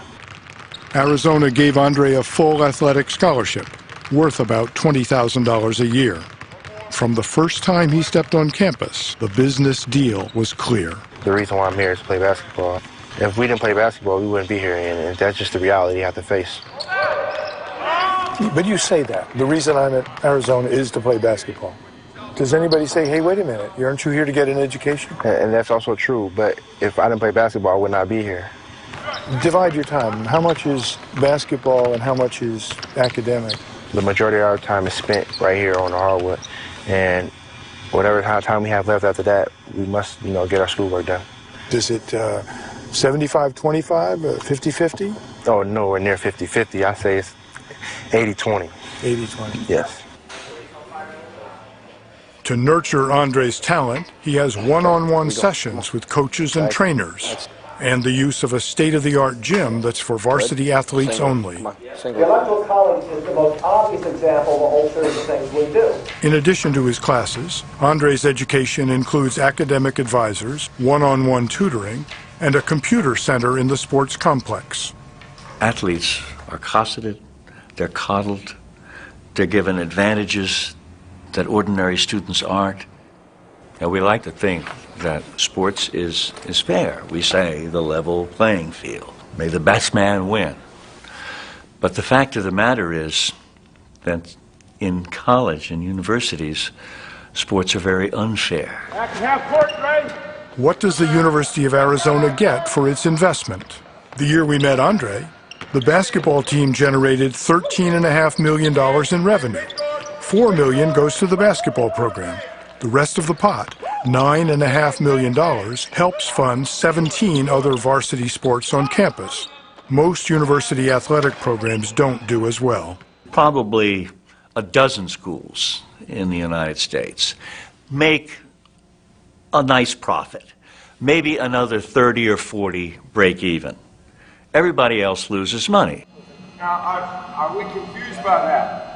Coach Olson reportedly earns over $1 million a year through basketball, more than twice as much as the university's president is paid.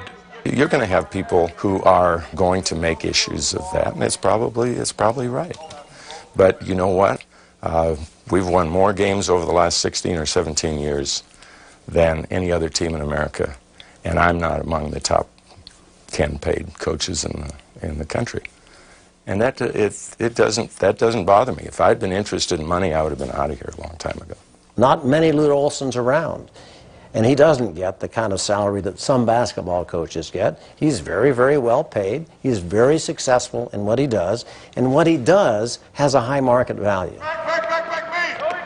Whereas it's an idiotic thing to suggest that a coach should make more than the school president.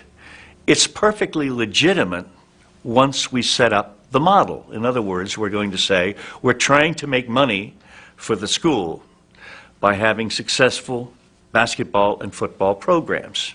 Now, if you start from that premise, then you just simply go along the line and say the way we do that is to get the best players that we can, and we get the best coach we can, and the way that we get the best coach is to pay him the most money.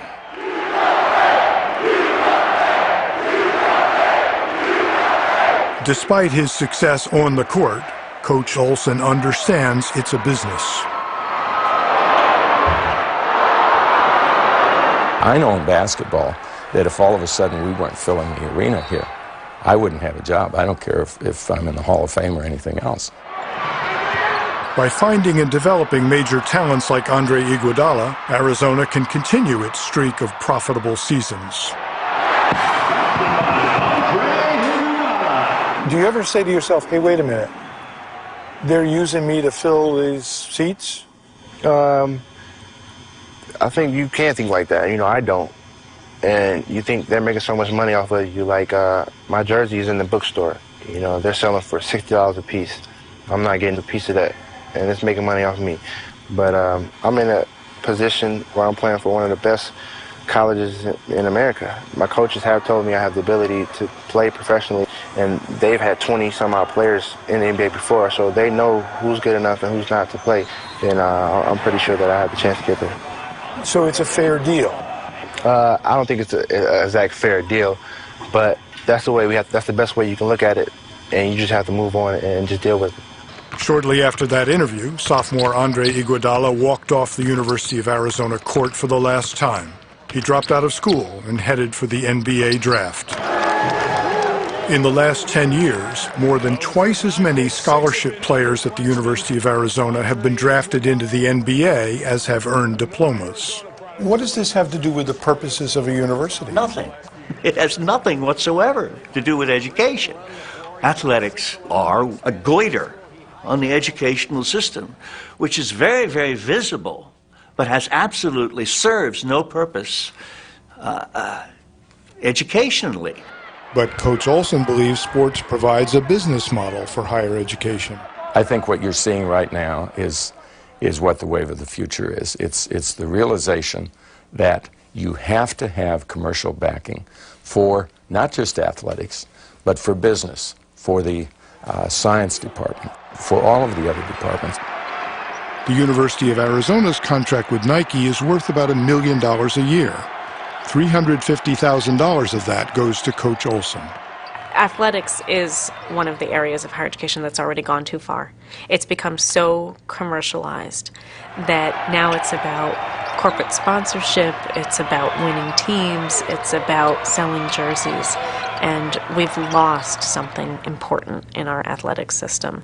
And it's a good example of where we could go with the entire system.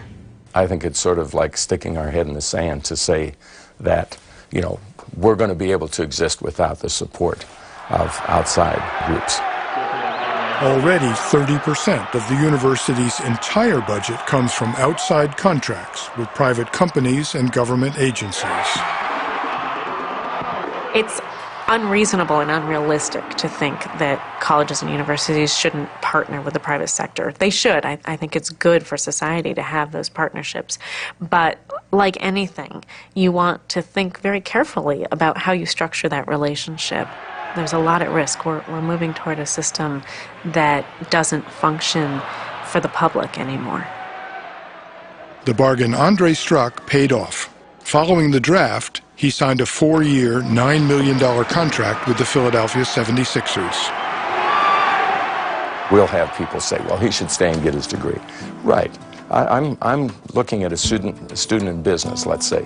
And let's say IBM comes in and offers him a $15 million contract. He's going to say, no, wait, now I need to stay here and get my degree, and then I'll come. If it works out, I'll come and work for you. It's totally unrealistic.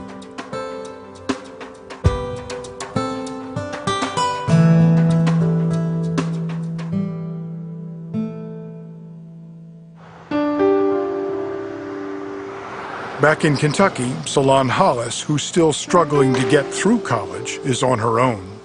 She's making $11.43 an hour working the night shift and going to Western Kentucky University during the day. If it weren't for me going to school, then I'll probably have to work here for the rest of my life. And some people have been here for a long time. I don't want to do that. I cannot wait till the day that I give my badge back to Franklin Precision Industries and I get out there in the business world with my business suit and, like I said, my office, my secretary. I want it all like that, you know. That's how I picture myself. Salon's shift ends as the sun rises. tired. I just want to sleep now, but I know I can't because I got to study for class. Are you under pressure? I am under pressure. I feel as though if I don't get things done, I'm gonna fail. You know, just because you work, the teachers don't cut you any slack at all. So it's stressful, very stressful. Salon's juggling act collapsed in the spring of 2005. Exhausted, she transferred to community college. She joins people for whom community college represents the best and often the last chance at achieving the American dream. Okay, Claudia, this is $150. Thank you. By working part-time and living at home, Adriana Villalba has nearly earned her 2-year degree and will graduate debt-free. She hopes to continue at a 4-year college. ¿Cómo los agarramos? Deborah Stake's school year was more difficult. She got married and her housing subsidy was reduced, but her husband's income wasn't enough to make up the difference. Strapped for money, just 3 weeks before the end of the second semester, Deborah dropped 3 classes and went back to work full-time. She hopes to save enough money in the summer to return to CCD in the fall. The loss of the social contract hurts the poorest students and the poorest institutions the most. Community colleges, the place of last resort for many, have been forced to turn away students, over 200,000 in just 2 states, California and Florida. It's not right. America has always been about opportunity and promise and hope, and that was the agreement between generations, and that was the agreement from the previous generation to our generation, and it's the promise we owe this next generation. Are you saying we're breaking it? We're breaking it.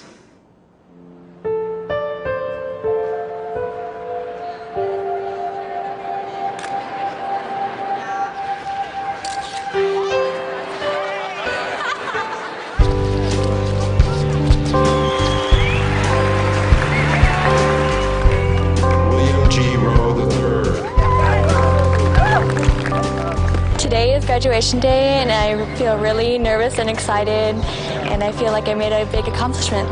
I'm looking forward to becoming a part of society, actually having a working job and making an actual income, and not having to focus on 2 things: a student and a job. I'm a first-generation, 4th-year graduate from my family, so I had a lot to live up to, and I'm happy that I accomplished it. Look good, kiddo.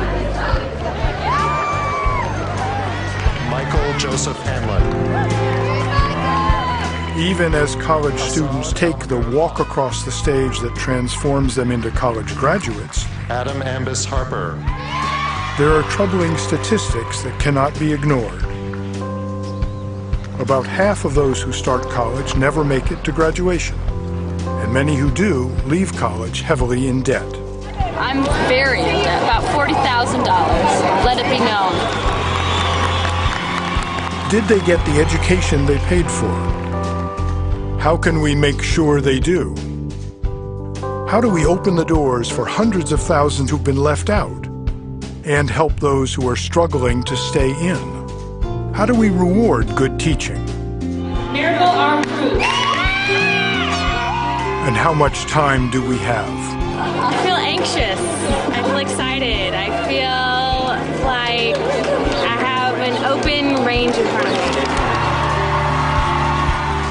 The system is at great risk, and we don't have the liberty of waiting to see what happens. We have to stop now. We have to have this conversation now about what does society need from higher education.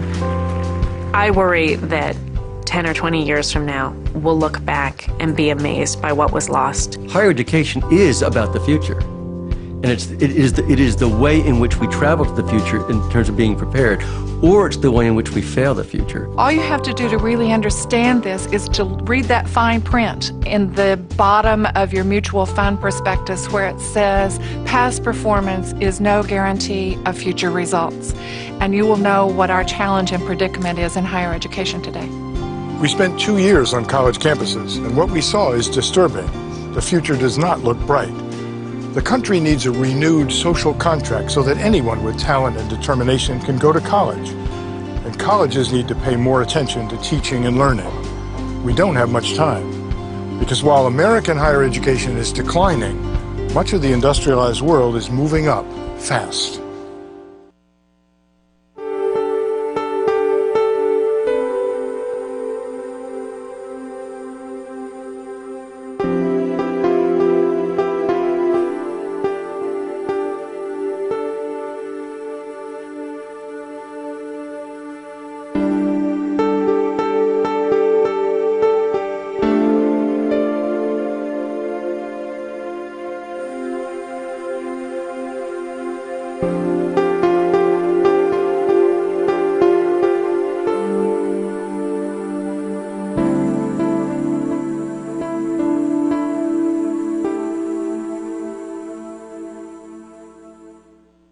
Principal support for this program was provided by Lumina Foundation for Education. Additional support was provided by W.K. Kellogg Foundation and Bill and Melinda Gates Foundation, with additional funding provided by Park Foundation, Christian A. Johnson Endeavor Foundation, the William and Flora Hewlett Foundation, and the Spencer Foundation.